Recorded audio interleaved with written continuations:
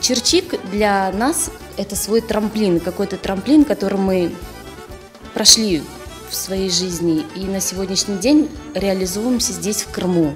К сожалению, с нашим ритмом жизни мы не так часто можем встречаться. Чтобы не забыть это и вспомнить какой-то кусочек тепла весны того Узбекистана, мы хотим сделать здесь.